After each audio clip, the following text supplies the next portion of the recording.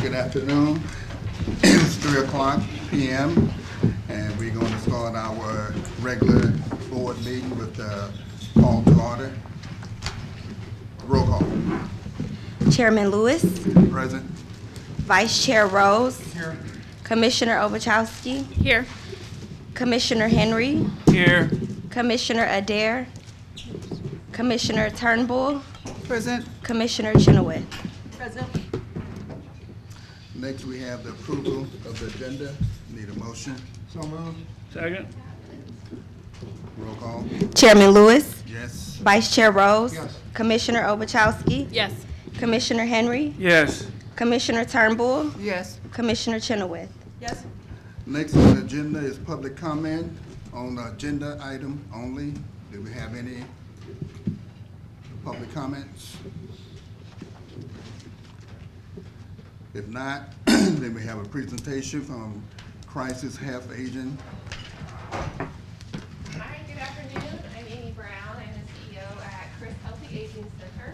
And Chris is the most comprehensive social service agency in the state of Illinois. By comprehensive, I don't mean big. I mean, we have the largest array of all services available to older adults, usually senior citizens, 60 and over, oftentimes 50 and over. And we are the connectors to all of those services. So, let's see. Hey, Amy, right before you start, just let me make sure the commissioners know, we gave you guys a packet, and in that packet is a PowerPoint that should be showing so you guys can go along with it, so it's in your folders. Okay. So, I was very fortunate when we decided that we wanted to expand our services and reach the populations that most need our services. Thank you very much. That at that same time that I called to make that appointment, David Northern was a brand new CEO here at the organization, and I made several attempts over the years to do projects, and it's just really hard sometimes to get that done. And very interesting how David made sure that every barrier that we identified has so far been eliminated, and we just keep moving through the process to make services available to the folks that live in the Housing Authority. A little bit about Chris.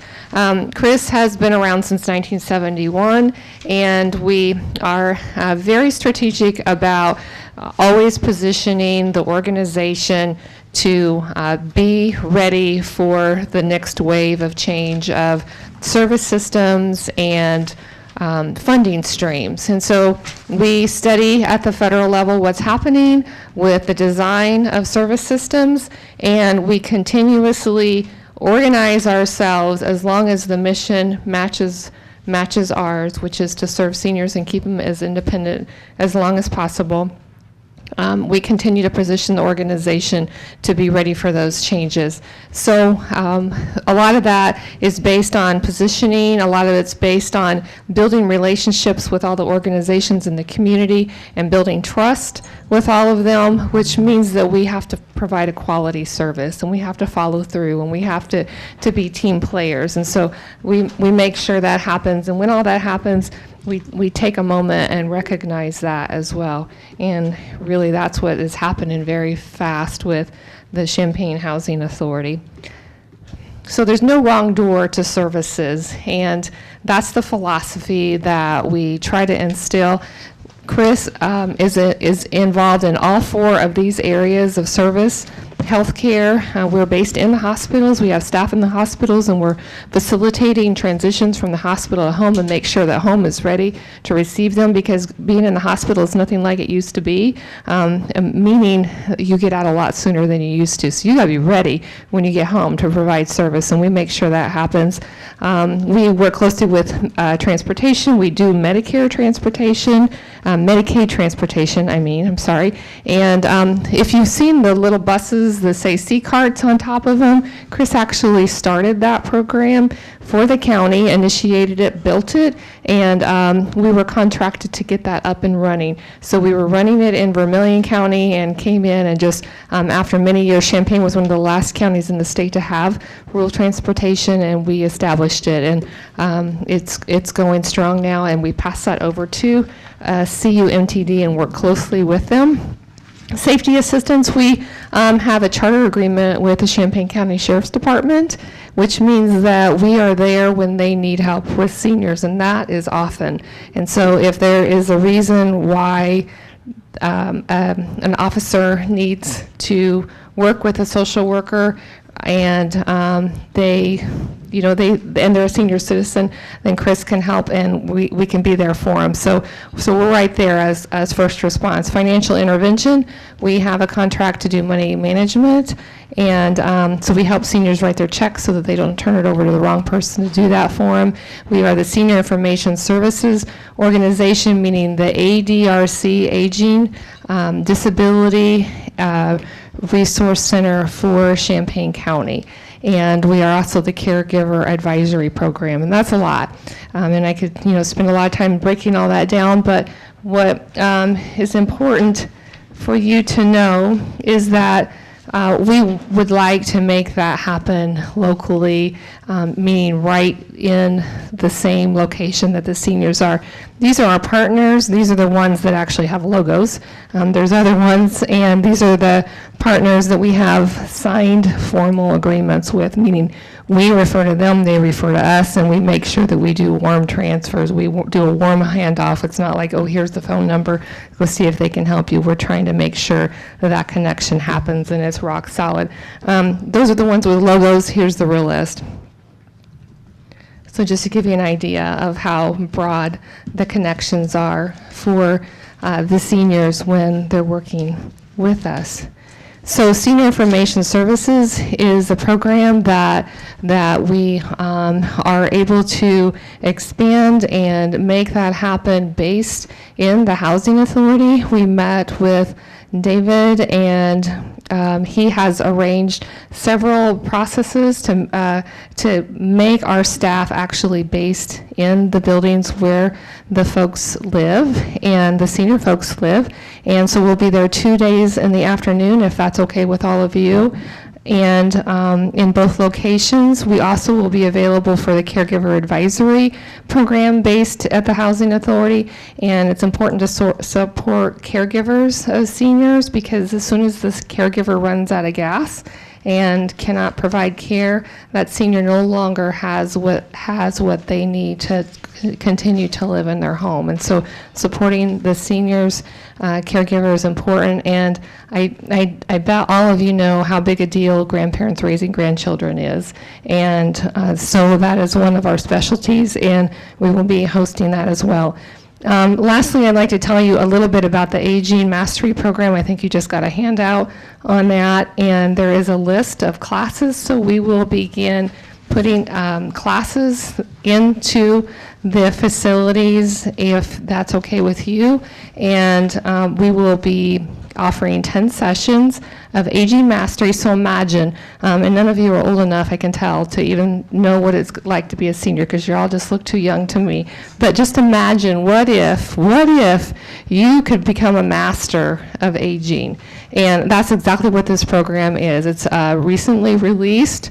It's evidence-based. It has been proven by research to help seniors learn how to master the steps that will help them age with ease. And you see the list there in front of you. So we hope to kick that off very soon. And that really is essentially the quick version of the big picture. The last thing I do want to tell you about is the demographics of the people in this community that need our services. Our funder has named these areas, and by the way, I didn't name them. Our funder has named these areas rural areas with population less than 2,500. Each of these boxes are a township, and in this slide, the yellow are the rural areas that have that have a population of less than 2,500, and those are the hot spots and what they consider rural. On this slide, the green is the minority populations of people that are 65 and older. And so you can see that that's very much concentrated in this area. It moves up to Rantoul, that there, as you know, you have a housing authority, and moves to these two areas as well as Champaign County, but concentrated here. This last slide is poverty for seniors that are 60 and over. So that's pretty broad spread, but again, right here, if you lay those maps over each other, the concentration is here, Rantoul and the Champaign-Urbana area. So that's what we're focusing on, and that's why we want to make the core of our services start here and make sure that we are giving the best service of all to the Champaign Housing Authority. Here are the locations that Chris has in Champaign County, and it will include, if you are in agreement, the 2 senior facilities in this area, and the Rantoul area is where we will visit. We also will have shops set up there at the Rantoul Township, and then our offices here in Champaign, and the 2 hospitals were based as well. So that is the short version of a whole lot, but I know you didn't have much time, and I just wanted to give you an overview so I can answer any questions. Yes, you said you're going to be based in each of the facilities here in Champaign. So when you're based there, what are you going to be doing that? We will have actual office hours, and so we can do intakes for senior citizens, and we can, whatever their problem is, whatever a senior has for a problem, we are the point of entry for service. And so that means that we can help them determine anything that they are eligible for and move them through the process. The red tape is what I'm talking about, to get signed up with every single program that they're eligible for local, state, and federal services. Also, do your service implement mental health? You have anything with that in there? Oh, that's a great question. We see the mental health issues all the time, and with seniors, especially depression is a very big deal. And so we are directly linked with the mental health facilities and can facilitate that as long as everybody cooperates, meaning a lot of times Are you people have... partner with them? Would you guys be working with them? Yes, ma'am. Okay. They're one of our memorandums of understanding partners. Probably be good. I'm not trying to tell you what to do, but if one of them could be there too. I would love that. That would be great. You got the right idea. So, as long as you make space, I think that, someday maybe we have a little social service island, but that's up to everybody involved, but I think it's a great idea. Hey, Amy. Yes, sir.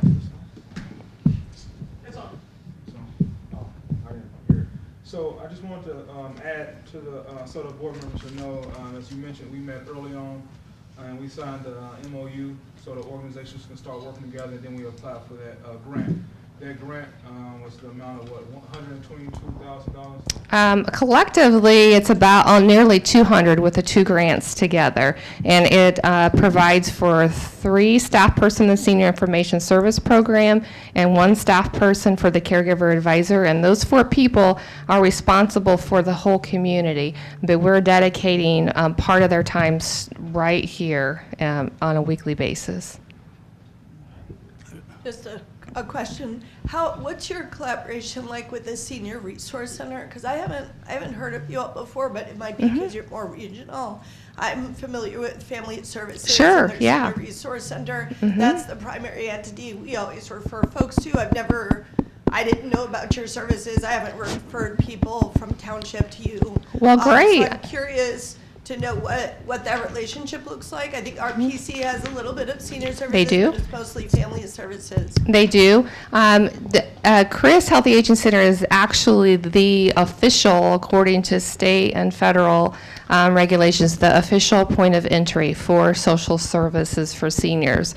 But we will guide them to all of those services because they're fragmented all over, and it's complicated to figure out who has what. So great question. Yes, Family Services is a fine organization and has excellent resources.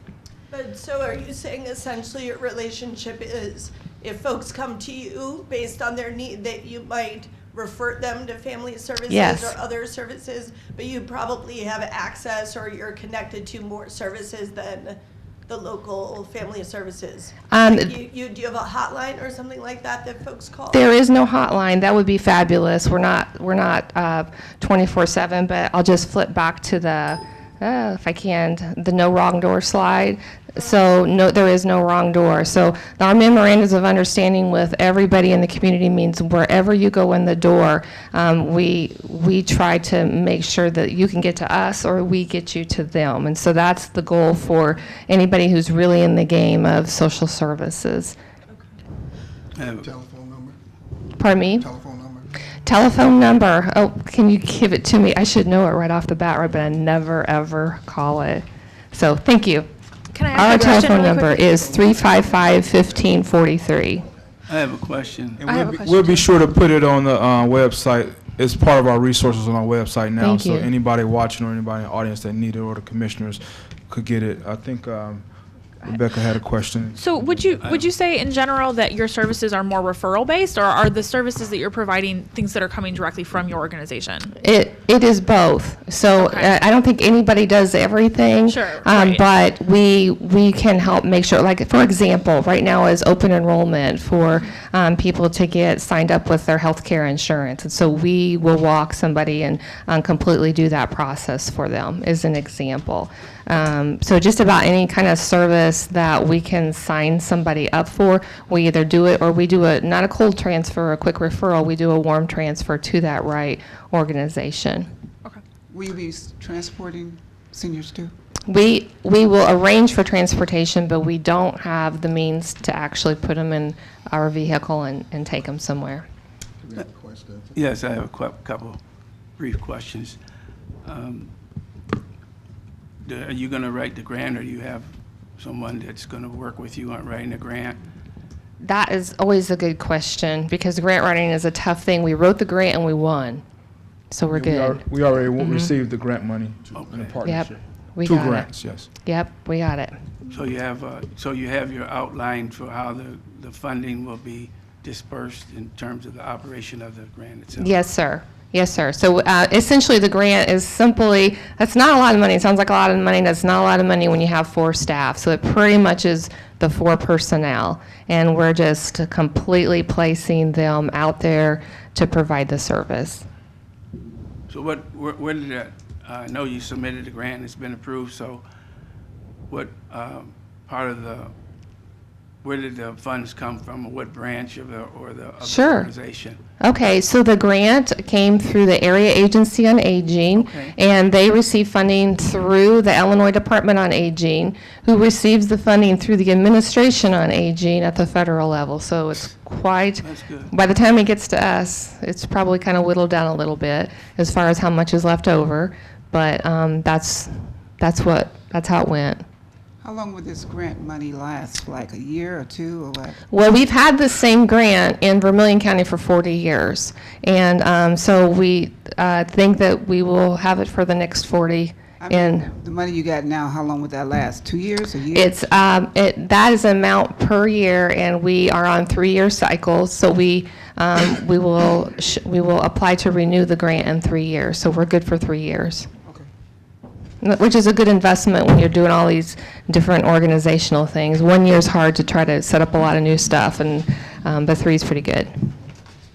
Years ago, I was on that board.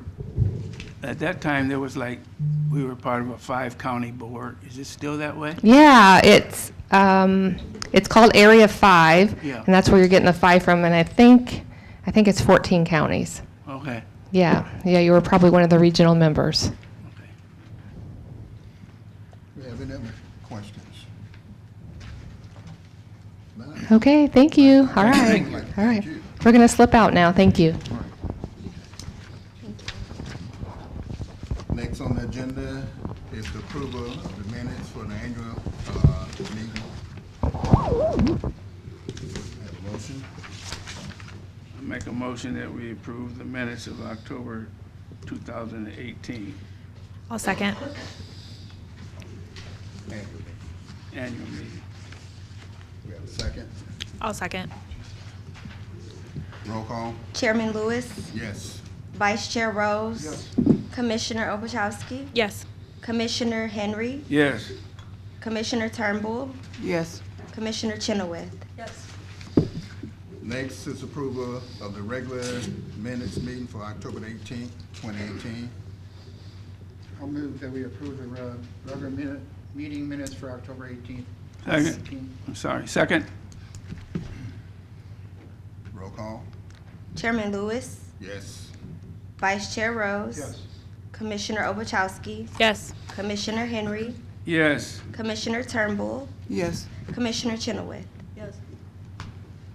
Next on the agenda is new business. Resolution 2018-34, approve a contract extension for U of I move to work evaluation.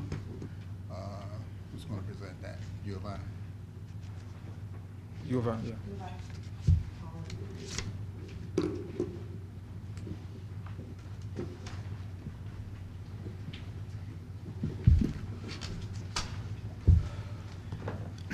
As he prepare, Gene, would you mind taking the PowerPoint off so it won't be shining in his eyes? Excuse me. As the commissioners know, the MTW program, part of it when we applied through the application process was in partnership with the University of Illinois in terms of the research aspect.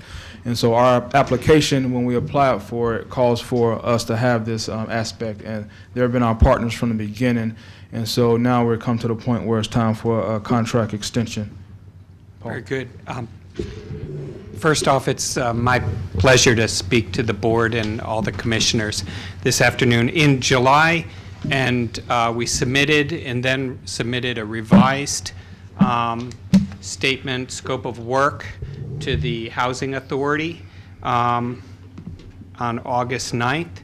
And what we're, as I think everybody on the board knows, perhaps not in the audience, knows, since the beginning of the MTW program here with the Housing Authority of Champaign County, we've been providing a research activity in support of the overall implementation of the program.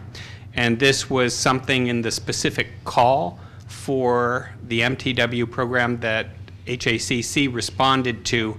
HUD requested a learning agenda, a research activity that would track and document the impact of the MTW program in the specific agencies that were selected.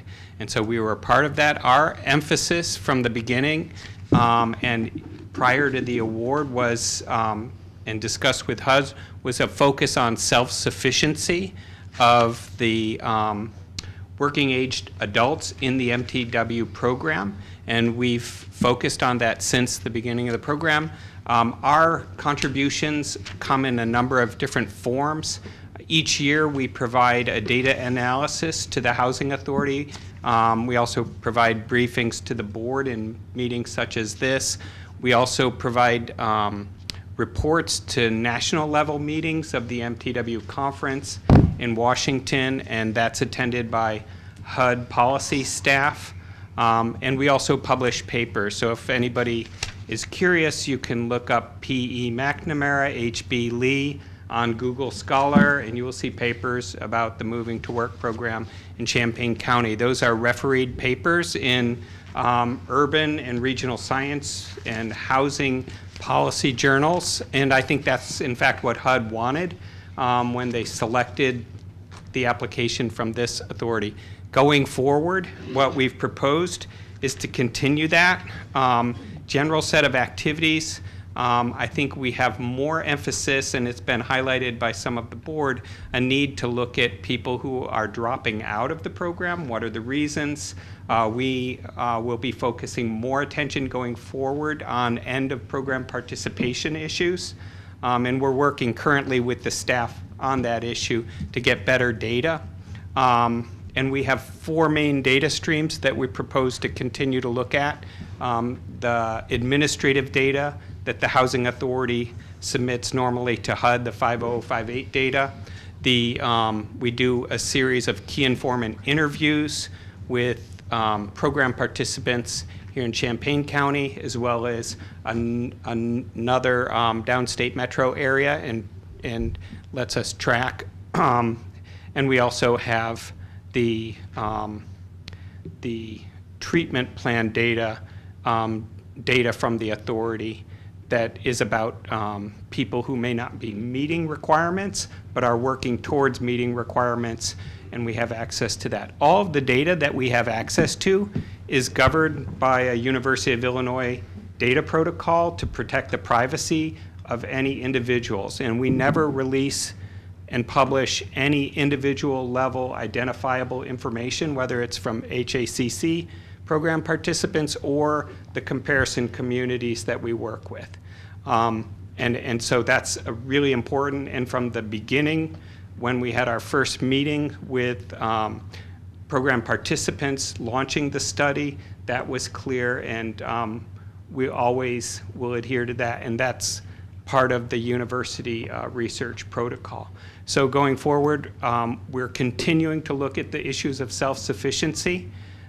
One of the key things that we're very interested in is any changes the MTW program has about incomes, work, earnings, those types of things. We're tracking that very closely and looking at the impact that has on employment, on well-being of the participants. And I think everybody knows here we have a comparison community, so we can make quite strong statistically valid assessments. And I'm glad to answer any questions about our study going forward and any element of it. What has been the dropout rate? The thing that we looked at statistically was, is the dropout rate different than the comparison housing authorities? And we looked at 2 for that. And we didn't find, because that is an extremely important question. We did not find a difference, and we've presented to the board that question, and we should revisit it, but it didn't differ from the non-MTW agencies, and I can't recall the rate over, exactly, but it's somewhere. Pardon? Did you do a survey to find out what was the interest and what people did not like and why were they dropping out? Because that would be a good idea. That way you can get data from other individuals and maybe contact the persons that dropped out to see why did they drop out. Exactly. And so we're working on that. I will say, as a researcher, a true challenge is when people leave housing, are they willing to answer a survey? I say that because I have a master's in training and development, and I set up models for training and surveys. So that survey does work because I've used it. I think it's the ADIE model, and you can survey people to find out about those answers I just answered, because I did research in that. Right, and we've worked on that. And like right now, I think you'll recall a presentation we did recently where we have a flow chart of people, what are the different reasons they leave, but we're working to dig into that a bit more. But I will say, and this is the same with researchers elsewhere in the country, getting people to answer surveys after they leave public housing is a challenge, and we've found that to be a challenge. So I'll be interested if we could maybe get some more ideas if you think there's ways we should think of to boost that response rate. The reason I say that because I am a challenger. I registered 5,000 people to vote, and I know about a lot of people, how they think, and I know ways to get them. So I know that would be an issue that you could address maybe before they leave the program and dropping out, finding out their thoughts, because a lot of times they could be going through things before they drop out to make them drop out. Right. So that way you don't even know that until they drop out, and then you don't even know. So anyway, enough said, I'll leave that alone. No, but researcher. Right, but to follow up, I think it's a fascinating area. It's really important, and we have identified, and the board has suggested more work in that area previously. We're working on it. One thing that we're doing along the lines of what you just suggested is to look at the people who have ended their program participation this year and then go back to all the previous year's data we have about them and making statistical models that look at the associations between the people.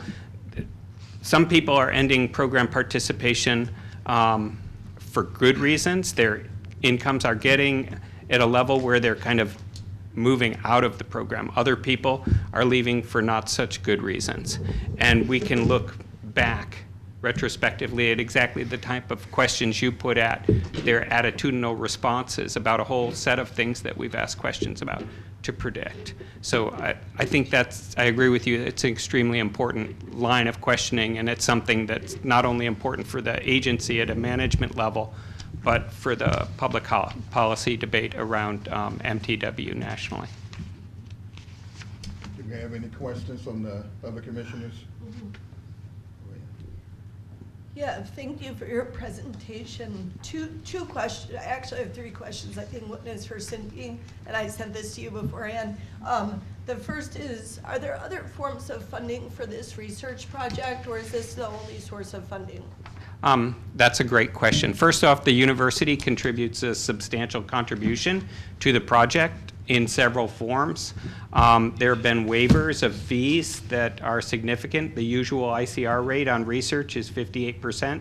The ICR rate on this project is much lower. That was a special agreement at the time of the application with the Housing Authority and the university. The value of that has been a substantial contribution, and I think that should be noted that that's one form. There are some other fees like that that have been waived along those lines. So that's one source of funding on the university side. There's not another grant or research grant on this to pay for this. And I will say this is not so different than research that's happening in North Carolina in terms of a housing authority in that call built in some research funding, and also in California. Okay. My second question is, how did you, so I see I asked for the initial contract, so I looked at, I saw the extension, but I also looked at the initial contract 5 years ago, and it looks like it's on a reimbursement basis, so it's not a fixed cost. So I'm wondering, how did you arrive? Essentially, we pay approximately $200,000 a year for this research project, and it looks like it's about 2 full-time equivalents of time, according to your memo. So I am curious if 2 full-time equivalents are needed. That seems high to me for an annual evaluation, and I would like to know kind of how you arrived at the budget. Do we need 2 full-time equivalents on it? Are you providing data that is in addition to what is being required by the Moving to Work program that has been requested by our local HUD? Our local housing authority? Or essentially, are you providing the bare minimum of what is the requirement to meet a certain standard that HUD requires? Right, and so in the original proposal, we proposed a mixed methods evaluation with qualitative research that followed people using key informant interviews longitudinally.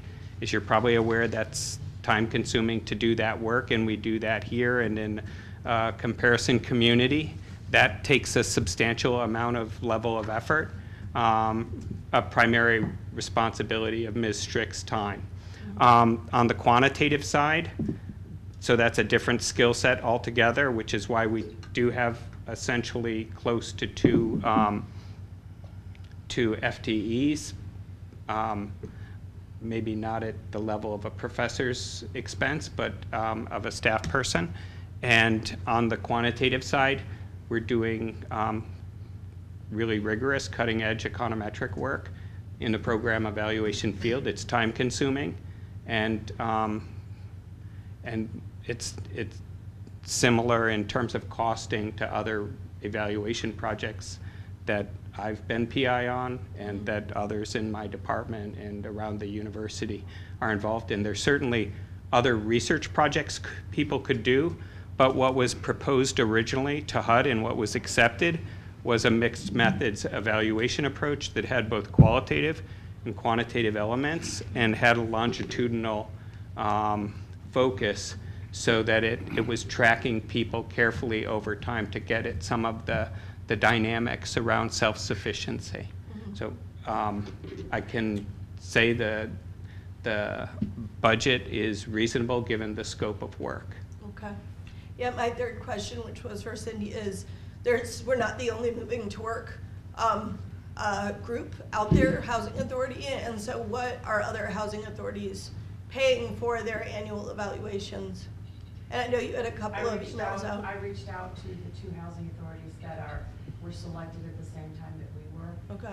That are engaged with universities. I have not heard back from them yet. Okay. I just did that when I saw your email this Yeah. morning. I reached out. So as soon as I get that information, I'll share it with everybody. Question. But I don't have it right now. Since the Move to Work initiative is not the law of the land for all of the housing authority, and since we were one of the original that was engaged in the pilot, are other housing authority calling you or asking for advice as they move forward because of the extensive work that you've already done? So the HUD's policy staff track the work, and there's quite a bit of interest, as you could imagine, about work requirements. Just to add a little to that, the MTW agencies currently is 39, and we have meetings periodically, monthly, where we talk about different issues related to the MTW program and the various activities that each of us have throughout the nation. One thing that HUD recently did is did a survey of agencies and did interviews and asked particular questions around it so they could share. So all that information, when we have our group meetings, along with what HUD does, is share it with all MTW agencies. They recently sent us the report of the most recent interviews because they're trying to increase the number of MTW agencies over the next 7 years to 100 more agencies to make it 139 selected throughout the nation related to housing authorities. Any other questions for Mr. McNamara? I just want to make a quick statement. I think one of the selling points of our MTW application was that we had a relationship with the University of Illinois and its researchers that sold it to HUD. We may have not gotten it if we didn't have a strong research element to the application. And I believe that was the case when we did. We were actually told that by HUD, yes. Yeah. Especially how small of an agency we are to be funded MTW. And just to add to that, sir, and we talked about it before, only being 39 housing authorities, Illinois has 2. One is Chicago and the other is Champaign. Most states like Indiana, Wisconsin don't even have a MTW agency. And so, you know, I totally believe that one of the reasons that Champaign Housing Authority received it was because of the partnership and the research that U of I was doing, because what HUD says to a lot of agencies is what, you know, you have an agency in your area already that's doing it, so there's no need to have another one. I think one other element to this is that I know Fort Wayne Housing Authority has been working to try and become a MTW, and they started their process 2.5, 3 years ago, and they're still trying to get it processed. There are no other Now you questions? all had a question. Oh, okay. I wanted to, so I totally support the need for evaluation and having data-driven. The issue is, you know, and I understand for various reasons, we get our packets a couple days before the board meeting. So essentially, if we have questions that can't be answered in that short time frame, it's difficult for us to move forward with something until we have, you know, we don't do like many bodies, they have a committee, you kind of have a study session, then you take it to vote. So I would like to take this into the December meeting so we can do a final vote in December. So I'd like to move to table it. I have two questions I want us to answer before we come back. The first is, let's just look, I mean, if there's 39 agencies, it's not that we need 39 data points, but if we could get, you know, some data points. I wanted to clarify that not all 39 agencies have a component.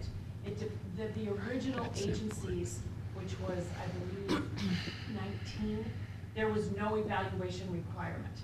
Okay. And it wasn't until it actually got to in 2010, when HUD expanded it by 3 housing authorities, the mandatory requirement at that point in time was the partnership with an academic organization to do the evaluation. So So that's why I've reached out to the other two I see. that were part of our, I see. because we were one of the last housing authorities to become MTW. And it became a requirement at that point in time. So not all 39, like Chicago does I see. not have any formal evaluation process for their program. Okay. And it was the big housing authorities that actually were the first MTW agencies initially. So I've reached out to the ones that I am aware of, and that Dr. McNamara had mentioned, because those ones are doing evaluation very similar to what we're doing. So I think those costs would be the most comparative. Okay. So I hope Just- to have that for you Just soon. to finish my thought, things. The second piece, so first to get what comparables are available, and the second is if this board can think about what are the questions we want to incorporate into the evaluation process. Maybe some of them are out of scope and they wouldn't belong, but I think it's an opportunity for us to say what are, like the question of the folks who were exited, what the situation of their exit were. There might be other questions, because I'd really like to see for this kind of price tag, this board, this should be extremely valuable data that we use in our policy making every year.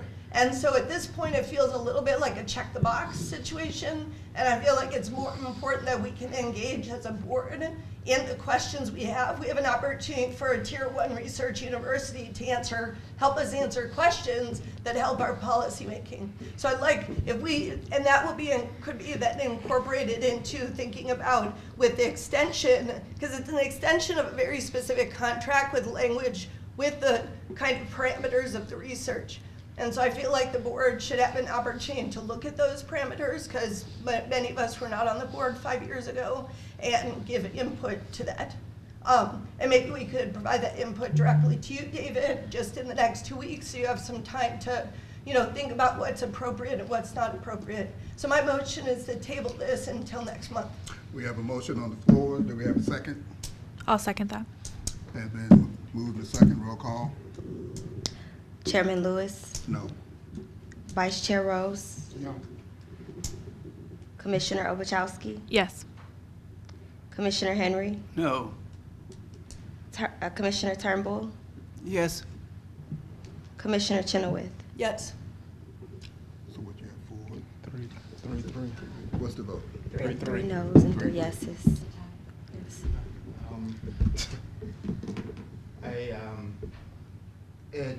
If it's a tie, it moves to the affirmative. So affirmative vote would be to table it. So we would have to table it Okay. based on the tie. Tabled until next month. Next on the agenda is the Chief Executive Officer report. Thank you. Sir, just a few items. In our background, we passed out detailed reports. So I'm going to add a couple items before I allow staff to come up to give some reports that they have to give as follow-ups from what we passed out. One is that just tentatively, so you guys will be aware, we handed out a number of packets of information for you guys. One is about our relocation of our office plan. As you know, our office is relocating at the end of this year and be moving to 2008 North Market Street in Champaign. Once the board see this information, we met as a staff and decided on some actions to move forward with that. We'll be posting it and making sure it's out to the community and the public so that everyone will know our plans and when things will come to fruition related to that relocation. So that packet, that information was inside your folder. Also on Monday, we'll be a guest on Champaign Connection along with the City of Champaign and our developer in the Bristol project, and that'll be just talking about the project and our progress so far. And so we're excited about that project and our partnership with the city and the developer related to that. Just to add to that, last month's board meeting, we talked about the MTW activity of home ownership, and that activity was removed from the submission. We are still currently working with the city and the developer to create that activity, and we will be bringing something back to the board looking for opportunity to amend our MTW programs policy. Our MTW program next year. Yeah, the plan next year. And so that, so I just want to make sure the board members are aware of that, and the community also, as that was part of our goal, is to have a homeownership component to Bristol, and we want to ensure that it takes place, and we're still negotiating through that activity. Just today, we sent press releases out to all our community partners in the news media and on our social media accounts, along with our board members, about the waiting list openings. We have 2 waiting lists that we're opening starting tomorrow, November 16th. They will be open from November 16th to November 30th. One waiting list is for our Steele Place building. That's one bedroom unit apartments for 55 and up, located in Urbana. And the next waiting list will be mainstream vouchers. As you guys are well aware, we applied for mainstream vouchers. We received a number of them, and now we're opening it up to the general public, and that's for individuals with disabilities under the age of 62. Again, those waiting lists will be posted on all our social medias in our buildings, along with, it's been released to all the community partners, along with the media outlets. And that waiting list will be open from November 16th, starting tomorrow, until November 30th. As always, if individuals request or have disabilities and unable to get access to the internet and apply online, they can come into the office, and we have arrangements to ensure that they can apply for those waiting lists.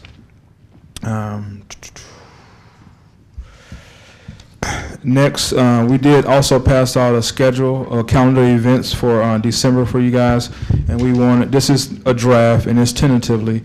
Right now, we're looking to have a groundbreaking for the Haven at Marketplace, and that's our building that'll be located close to the mall, Super Walmart, and we're looking at a date of December 14th. We still have to make some finalizations with IDA and our other partners to ensure that we can utilize that date, but that's the date we're looking for.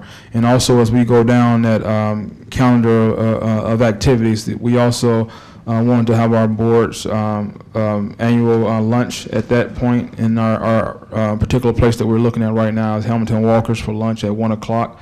And then after we finish lunch, we'll have our board meeting from 3 to 4. And that board meeting will be pretty short, but in that board meeting, we'll have not only our Housing Authority board meeting, where we'll review budget information, along with our not-for-profits board meetings that will take place that time. So again, this is tentative. Lily and Ashley will be sending information out to you guys so we can confirm on various dates and times related to this, but we want to really get a board meeting in before the holiday season is complete. And we're starting to move, we'll be starting our move process also. Tentatively, we have a groundbreaking for Bristol place. That's not been confirmed yet. We're still working to try to confirm that, but that's November 30th. So, mark your calendars just in case. We'll be in touch with you guys to let you know if that come to fruition. But tentatively, it's set for November 30th, and we're making the plans and details to accommodate the cold weather and the elements, so that it'll be a glorious and celebrated occasion for that property as it moves forward.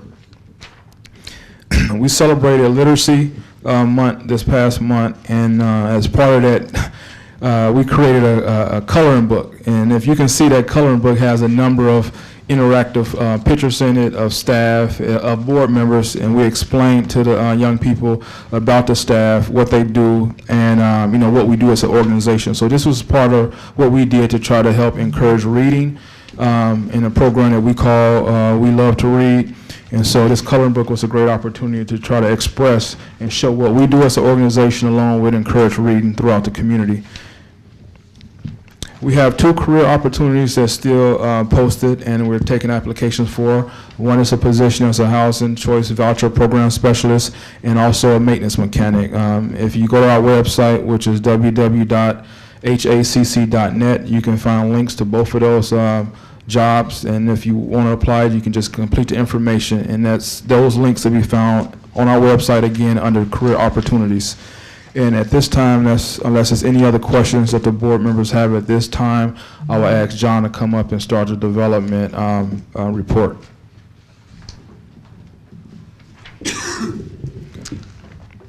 Good afternoon. David touched on a few of my points, so my report will be short.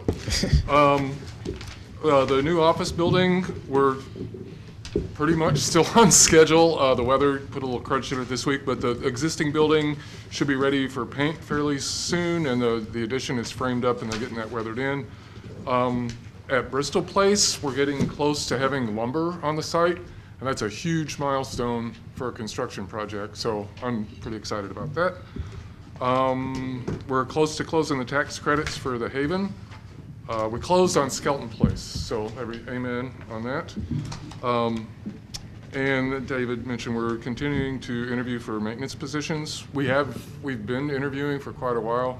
The good candidates went someplace else, so we're still looking.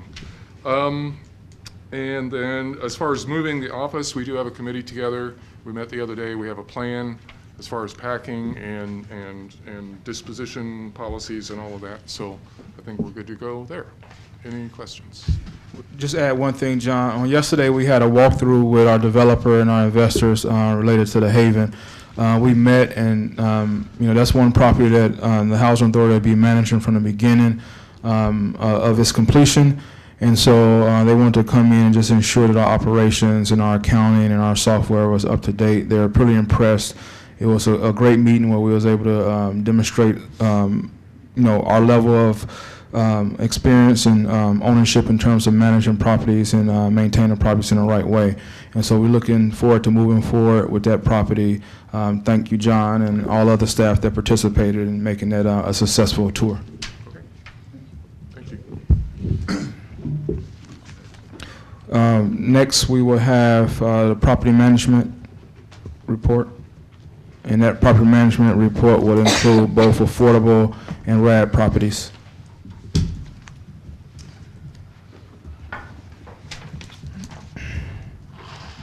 Hello.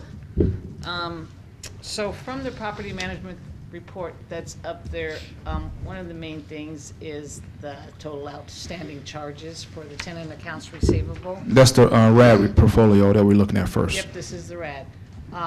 So just so you know, the steer amount that was owed at the end of the month, part of that has been paid. $510 has been paid on that. So the remaining balance is from 2 residents that actually transferred from Skelton over to Steer Place that are having a little bit of difficulty coming up with the money. But one is working with the township to borrow or to get the money from them, and the other is seeing if he can borrow it against his life insurance policy. So hopefully we don't have to send their files to the attorney. Columbia Place, though, that's a big amount for them, and that is from 1 resident, and his file has already been taken to the attorney. Work orders are great. Maintenance doing a wonderful job as usual. I'm very sorry to see Frank leave, but I'm sure we'll get somebody just as capable to fill his spot. Is there any reason why that person's got to borrow? What's going on with the money? For the Steer Place? Yeah. He just doesn't have the money, and Did he have it when he moved in? Did his income change, or what happened? Just because of when he gets Social Security monthly, but because of all the turmoil from being at Skelton Place and him not knowing when he was going to move, he didn't pay a couple of months, and then he transferred over to Steer, so that followed him. So do you let them go 2 months without paying, or do you have to, maybe you should change that policy? I don't know. I'm just trying to figure out what happened to his money. No, they'll get a 14-day notice. He signed a 14-day notice. Okay. So after the 14 days, if he doesn't come up with the money, then it goes to the attorney for eviction. But because he was just relocated from Skelton to Steer, we're trying to. So he had to pay the move, and that money took. No, he didn't pay to move. So why? I'm just trying to recollect. If you owe the money, is there a problem with medicine, or what's going on with the money? I don't know what he did with his I'll money. Yeah. In most cases, we won't get too involved with the reasoning that people may owe us money. It may vary from a number of reasons, but we do try to work and help them with the resources to get help if it's available.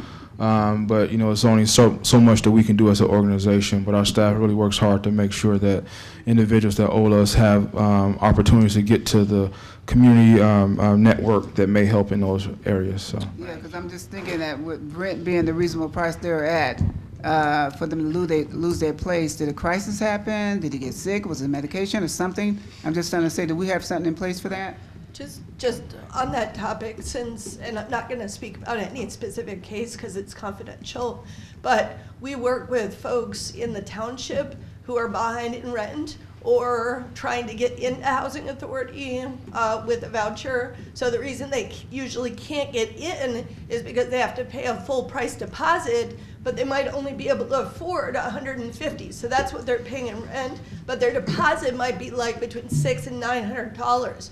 And so the deposit is not scaled to their income, which is a huge barrier to folks getting into the housing. For folks who are in eviction proceedings, it's all across the board. But I'll tell you, anyone who's receiving disability, which is, if it's SSI, a maximum of $750 a month, and it's extremely, extremely tight. It's almost near impossible for them to take care of their, luckily because of housing authority, they're paying a subsidized amount, but any medical emergency, any family emergency, et cetera, we see that will oftentimes trigger, and we do in our office always look at the cause of the emergency, and we verify the cause of emergency before we actually pay out. So just speaking for township, we do see a lot of these cases, and it's not unusual that folks might get behind in rent because they can produce a doctor's note, or they can show their child was in the hospital, so they produce that and show the emergency that triggered that event. Because simply, folks don't make enough money on disability to save, and that's an issue. But in this particular case, you had an individual that's paying this rent currently, and so for the last 2 months, and the housing authority paid for the move, so there was no additional out-of-pocket expense. But because he did not pay that bill carried over, and he still has to pay that bill. Yes, Okay. yes, yes. I didn't want to get too far off the subject of this particular individual. Well, another thing I want to mention, and we need to look into it, I meant to say it, I need to tell David, I have had several complaints about the housing at Washington Place, selling drugs out of there. I wonder if they're using drugs, what's going on with that money. That needs to be investigated. You can have cameras up in that place, because I'm hearing that somebody on the top floor is selling drugs out of there. I really didn't want to go in further detail about that, but we are working on a security plan to help deal with that situation. And because some of these items that we may speak about may be regarding legal cases, I'll wait till we in closed session to go further about the drug Sorry about use. that. No problem. Okay, so Mr. Northern had mentioned about the Steer Place waiting list because we have the vacants over there. When we started it out, we had 115 applicants. The leasing specialist has sent out letters. A lot of those, as I explained last month, though, they don't want to live in Steer, or they didn't contact, or the mail came back to us. Right now, there's 35 people currently on the list, but she has sent letters out, but the letters are slowly coming back to us. So we're very excited that the waiting list is going to open up, and as soon as those are on the waiting list, Stacy will start processing the intake letters. So hopefully, so that way we know that people are interested in living at Steer, so we'll get those filled back up. And we talked a little bit briefly last board meeting about, we looking at our properties that we currently have that may be suffering related to vacancies. We looking at what's the management doing, what's the eligibility of those properties, along with the current condition of those properties, and looking at maybe repositioning in years to come. So we are working toward that to try to ensure that all the vacancies get filled in a timely manner. And since we have waiting lists, we want to ensure that these individuals are given that opportunity to have housing. So for the affordable side, really the only thing I want to say is that Maple Grove is still 100% occupied. We have 5 residents that have been referred to the Housing Choice Voucher Department, so we'll be able to do as it's supposed to do and move people out and move people in. Any questions? So I think the census is super useful, and I appreciate the notes and the highlights. I had just one comment and 2 questions. On waitlist data, I think it might be helpful to separate purged from housed, just so we can see who actually got off the list versus who is housed. I think the number right now is combined. And then the 2 questions I have is Homestead. The report shows 5 vacancies, but I just spoke with the executive director of Homestead 2 days ago, and he said there were 2 vacancies. So I'm trying to figure out if this, he says one is actually been rehabbed, and he's looking through his wait list to fill it. And the second one, it will be finished rehabbing in 2 weeks, and he will pull from his wait list, and he has several hundred on his wait list. So I'm just wondering if you know about the discrepancy between those 2. And then my second question have to do with Thornberry and Sycamore, and the fact that they're still significantly underoccupied. I know they opened wait lists recently, so I'm trying to figure out why there's such a gap between there's such a vacancy rate at Providence, the 2 Providence buildings. Well, if I don't know, Robin, if you want to deal with the 5 units, but I can talk about the 2 project-based Thornberry. And the SRO is because our report is as of the end of the month. So there were 5 vacancies at the end of the month. And so between, November 1st and today, we may have rented some units. Oh, good. Our data for these reports is always as of the last day of the month. Yeah. Okay. So we can make sure that we stop at that point, collect the data, and then. We'll always see a little bit of discrepancy.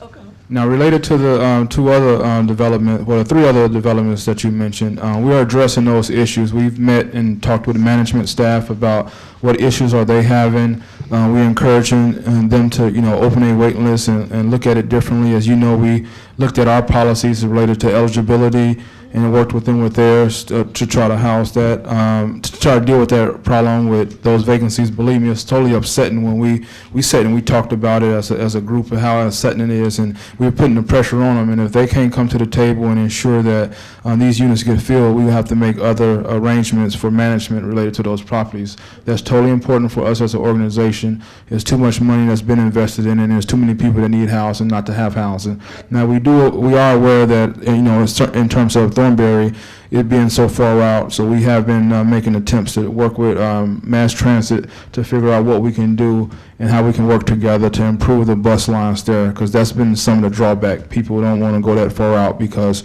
they're away from their family and their amenities. And so we're trying to work through that process, but we hope that we can create a better situation and at least those units up. What kind of progress are you making with mass transit? Well, it's a slow process with them, but they're willing to talk to us. So we have some meetings scheduled. John's been doing a lot of work with them related to the Haven and moving around. And one of the things for certain is that our attitude now is as we look at developing affordable housing throughout our community, we want to work with mass transit at the beginning to ensure that that they know what's going on and that we intend to put individuals in that area. And a lot of those individuals may not have transportation, so they have to be prepared to work with us to help transport those individuals to work, school, play, or shopping or other amenities that they may need. That was a problem in the beginning when we went out there. That was a problem, a red flag with regards to mass transit going that far out. So it's time to make some headway. So good luck. Yeah. But at that time, mass transit was also at the same time making provision to service the YMCA. So they just had plans to extend the mass transit route to begin with. They just have not gotten to that point yet. Yeah. But that's on their plan. So. Yeah. Okay. Tamika, please. So she'll be handling the Housing Choice Voucher Program report. Good afternoon. I'm going to ask Paris Carter to stand. She is our new Housing Choice Voucher Specialist. She is going to handle all of the moves as well as the entry into the program from our wait list. And she actually comes from a lot of social service experience. She comes from family services. And so I did want to just introduce her to the board for everyone. She started on October 29th. And so she's done a briefing already, and she's just really learning the ropes, and I'm glad to have her. So I just want to let everyone meet her. Yeah, welcome. All right. Thank you. And then as Mr. Northern has already stated, with the mainstream vouchers, we are already getting phone calls regarding it. And so we do have 28 of those vouchers, and so we should be able to quickly lease those up once we get that all rolling. So yes, we're already getting phone calls, and we just did that today. Yeah. One other thing with the mainstream, that's a new name for me, mainstream. What is a mainstream voucher? It's with the regular traditional Housing Choice Voucher program, so they won't have the MTW requirements attached to them. Okay. And so they are for those that's disabled and under the age of 62. Okay. So that was a special allocation that HUD put out. From time to time, they put special voucher allocations out, similar to like the VASH vouchers for the veterans, Right. or the family unification vouchers. And this was one that we applied for and received. All right. And then I just wanted to make sure, note that we're still slightly over our 90% utilization rate for the vouchers. We're at 91%. We are currently still going through our wait list. We started off this year with the 2016 wait list at 1,100, and so we are down to 639 from now. And it may actually be a little bit lower because, as Cindy has already stated, we do report at the end of the month, and so as we continue on. But yeah, we're at 639 left on that wait list, and so we are trying to actively increase our numbers for our voucher utilization because we would love to see 1,100, and so we'll continue to work hard towards. So when will that list open back up? Because I know a lot of young people, I know out campaigning, there was a young girl pregnant, homeless, and, it's just kind of scary. And we still do have the homeless shelter open on Park Street, don't you? Is that right, David? Yeah. Is that out completely full? Maple Grove is full right now, yes. And I don't have an exact time of when the Move to Work voucher waiting list will open. When we do have a time, we will make sure we announce it to the board as well as to the community. Before you leave, Tamika, I just want to add one thing. As we discussed earlier, it's important to hear and address the needs of the community. So we're looking at having our administrative plan approved in January or February. We're making some adjustments to it, and we'll be bringing it to the board for review. But two changes that we're looking at, each commissioner received a draft in their packet. Those changes deal sort of with law enforcement or reentry, if you want to say. Our program eligibility for criminal background, we're looking at changing that. We did a little research throughout other housing authorities, and we want to change that to, currently it's 5 years. We want to bring that down to 3 years for a member that engaged in drug-related or violent criminal activity to have eligibility, along with the Housing Authority will complete an automatic informal review for applicants denied due to criminal background. As you know, a lot of times individuals that's used to hearing no, overcoming obstacles for whatever reason, hear it and then walk away. And so we found that that's a barrier to some of those individuals overcoming. And so instead of allowing them to walk away, if they receive a no, we will automatically do an informal review and review their case a little closer, because if they hear no, they can come to us and ask for a review and say, hey, I am rehabilitated, I have a new job, here's information from my parole officer, here's my pastor's information, I'm trying to reunite with my family, and then we can make that decision. Because if we just go based on a policy of if you committed in this time frame, at times we'll make some errors and won't allow people to overcome. And the second one, as you know, it's been a lot of influx of shootings and other violence in the Champaign County area. And we've been working closely with the Community Coalition. That's a partnership with all the leaders, well, not all the leaders, but a number of leaders throughout the community, both police chiefs along with the Sheriff's Department, representatives for both cities, school districts, the College of U of I and Parkland College has representatives, Boys and Girls Clubs, you know, you name it, they're there. And one of the problems that we're having is that we see a lot of individuals that may be witnesses to crimes, unwilling to cooperate. And so the coalition got together and asked all its partners what resources they could provide to help witnesses come forward and be relocated or be helped in some type of situation. And so we have a policy that we want to put in place. It's called a special cooperation with the state's attorney. And that policy, the gist of it is that if an individual is a witness to a major case, we'll cooperate with the state's attorney or the police chiefs in order to get that individual housed or moved to a different location so they'll be willing to come forward and express what they saw to get some of these cases resolved. When I worked in Lake County, Illinois, we used it a number of times to help the Department of Justice and the local state's attorney with cases, and it's very successful. We discussed it, and we think this is a policy that will help in our situation. And the Housing Authority staff, we want to bring that to the board just so they can review and make any comments as they see fit as we work toward making these changes. Is that one change we just made because when one public house shot up about a month ago, right there on Vine Street? I didn't understand the question, sorry. When one public housing shot up on Vine Street just about 2 or 3 weeks ago? Yeah, we had a situation where one of our units was in a shooting. Now, that was one of our scatter site units.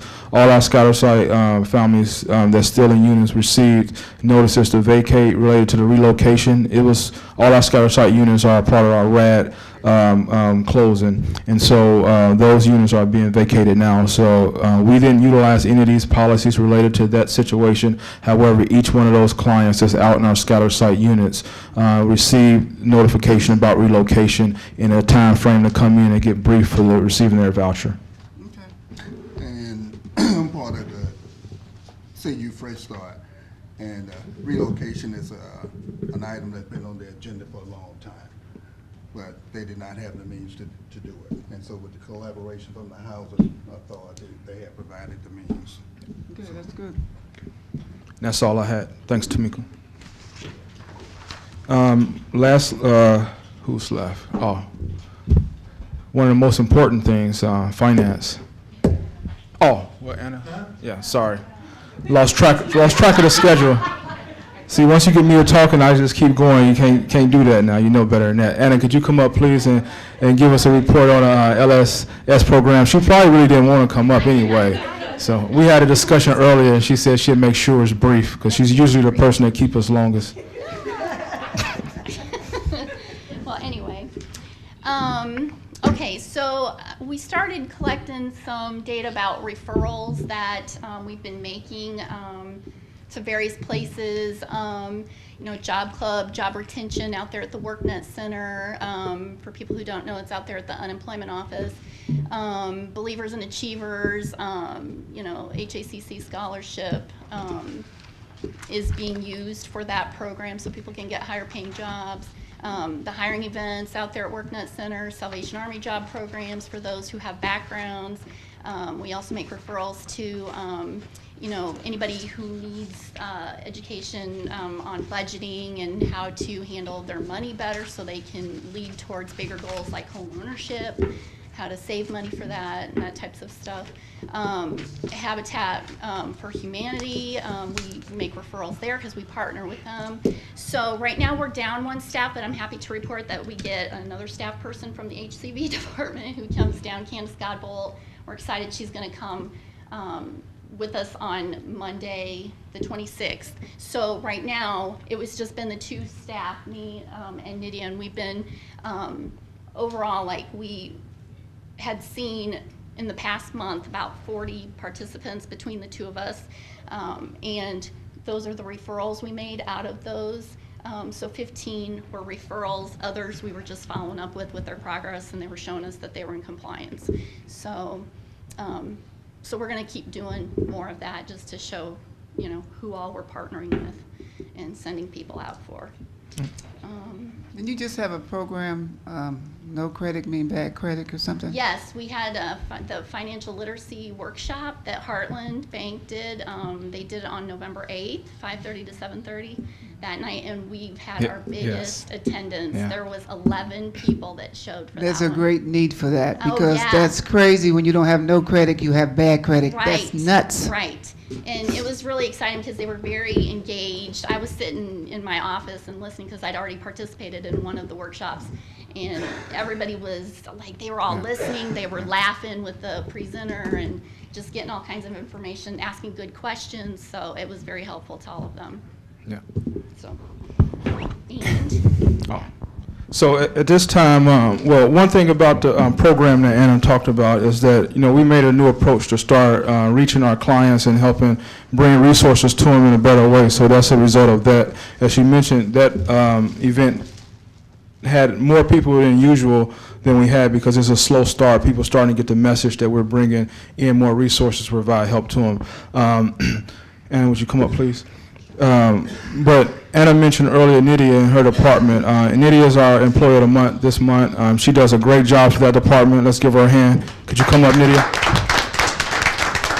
I wanted to wait till you get your report to bring her up because they have been working in a short staff and been doing a great job. And not only have Nydia been working very hard in that department, she also worked with us and held 2 activities at both senior buildings. It was called Paint and Sip, where she worked with seniors and they made paintings and they sipped on water and soda and things like that during that time frame. So our last board meeting, the same date we had our last board meeting, they had one at Washington. So I was able to run over there and, you know, pick with the seniors just a little bit. But we really appreciate what you've been doing, and I've done a lot of talking, so I'll let your supervisor say a little bit about you and your activities.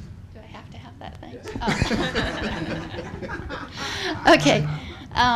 Well, Nydia and I have had a long history here. I mean, we both started in 2014, and it was just the 2 of us then. We've faced a lot of challenges throughout the last 4 years, but we survived them all. That's the key, right? And so our department has changed so much over the past year. You know, it's just been great because, I mean, yeah, it's been taking a while for the participants to catch on, but I think they're really starting to take advantage of all the things we have to offer everyone, and Nydia's been really helping out with that, and especially being one caseworker down, that's been helpful. The paint parties, I mean, all kinds of stuff that she's been really engaging in, so we're really proud of her for that, and thank you very much. Do you want to say something? I just want to say thank you. So she don't want to talk, but she do receive a certificate for Employee of the Month along with a gift card. She'll be entered into the drawing to where the board will evaluate all our Employee of the Months to decide who's Employee of the Year. She receives her Employee of the Month T-shirt along with her Employee of the Month trophy. So again, congratulations and thank you for all your hard work. Also, she did our resource guide. And so she did a great job at that, you know, and it's on our website with a whole lot of information for our clients. So let's pose for a picture real fast. 1, 2, 3. 1, 2,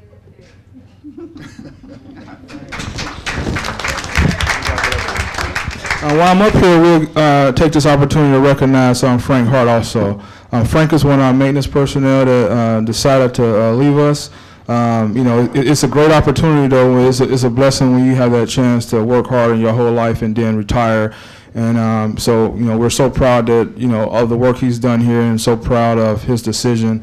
He's excited about his, you know, next venture in life related to relaxing and enjoying his days. So I'll let his supervisor, John, talk a little bit more about him before we present him with his recognition.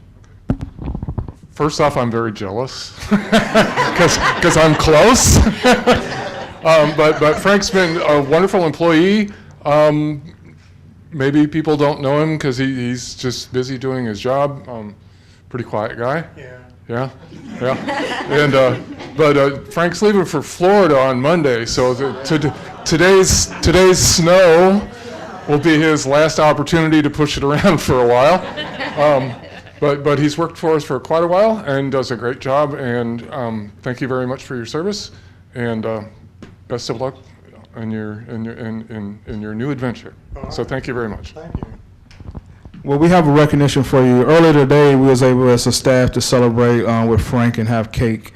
And we would have this special recognition for you. It says, enjoy your retirement, Frank Hart. A very special time to celebrate both past accomplishments and that those very yet to come. Great success, countless accomplishments, extraordinary memories, phenomenal work. Thank you for your dedication. We will miss you, Housing Authority of Champaign County. 9 years of service. Thank you so much, Frank.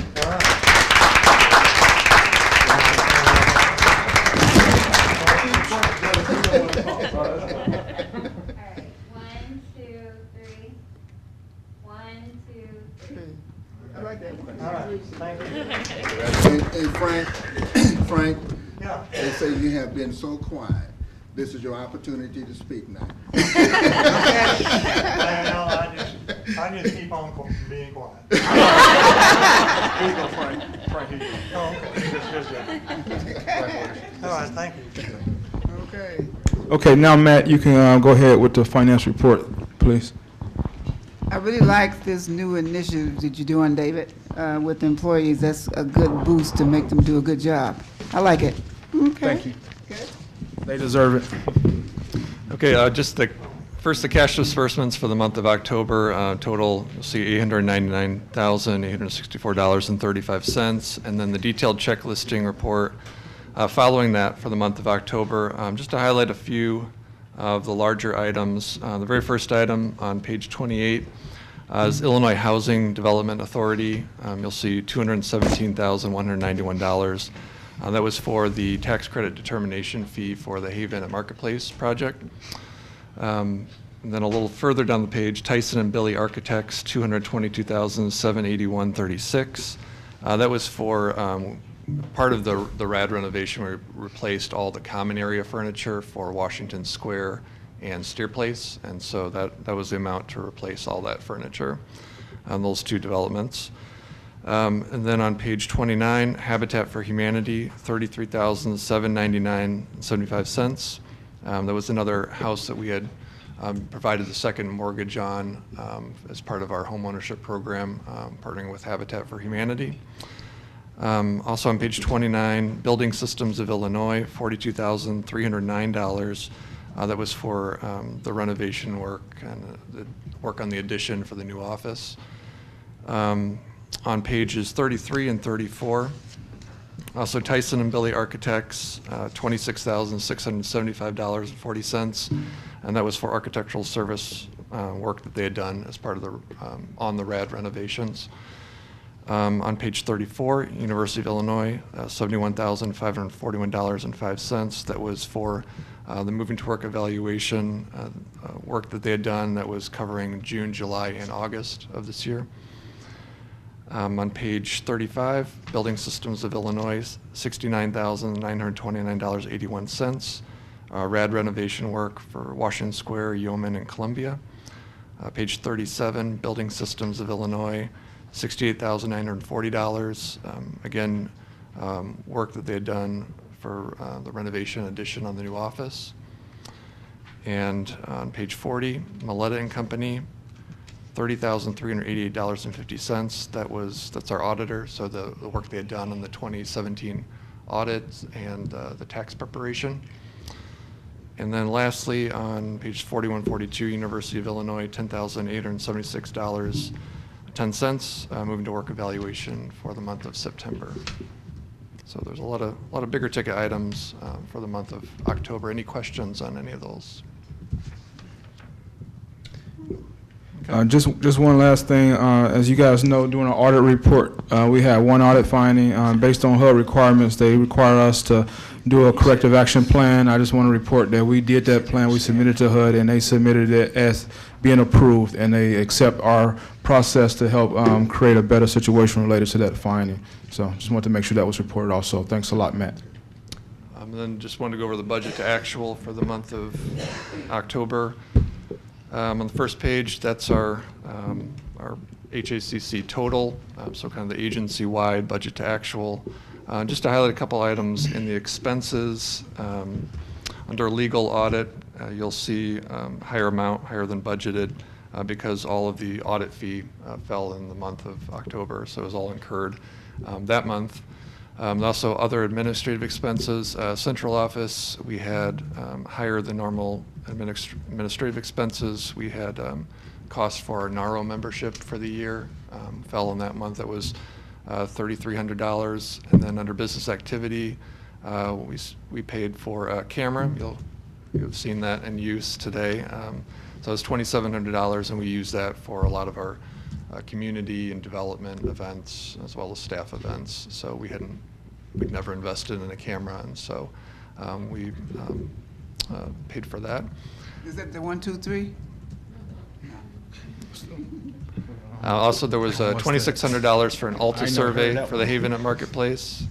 Then just bottom line, there is, on the next page, you'll see the cash flow after debt service deficit for moving to work, but that's always the case because there's no income that comes in. The income is from the Housing Choice Voucher program, and you'll see that there is a surplus in that column that we utilize to cover the moving to work activities.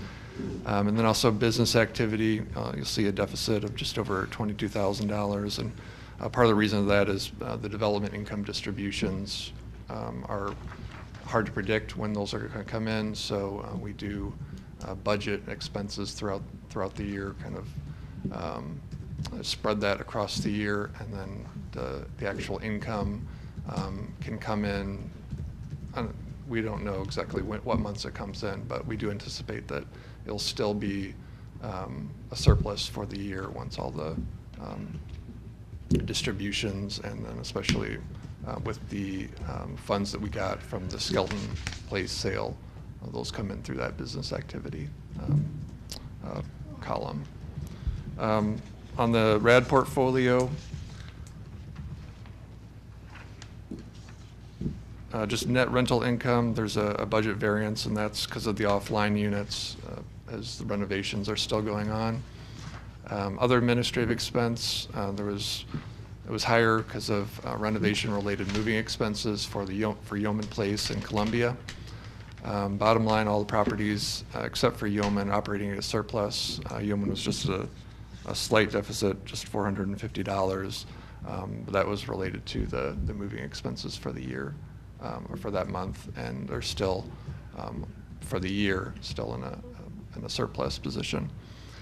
Lastly, the affordable portfolio, net rental income, budgeted income for Skelton was spread over the whole year. So because Skelton's not operational anymore, there was a difference, a variance there. And then other income, Scattered Site and Skelton still receive public housing operating subsidy, which were not factored into the budget, so there is income over any budgeted amount there. And then just lastly, maintenance payroll. We did have a dedicated maintenance labor now at the Oakwood Trace site, so the expenses for that are a little higher than what they have been before, but we thought that was needed for that site. Bottom line, all those properties in the affordable portfolio are operating at a surplus. Any questions?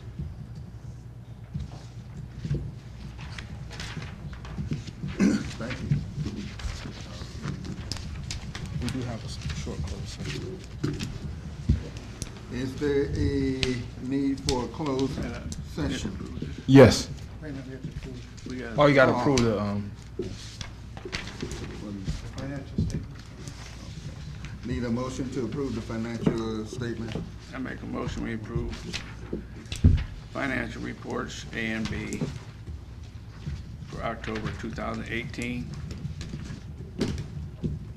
Second. Roll call. Chairman Lewis, Yes. Vice Chair Rose, Yes.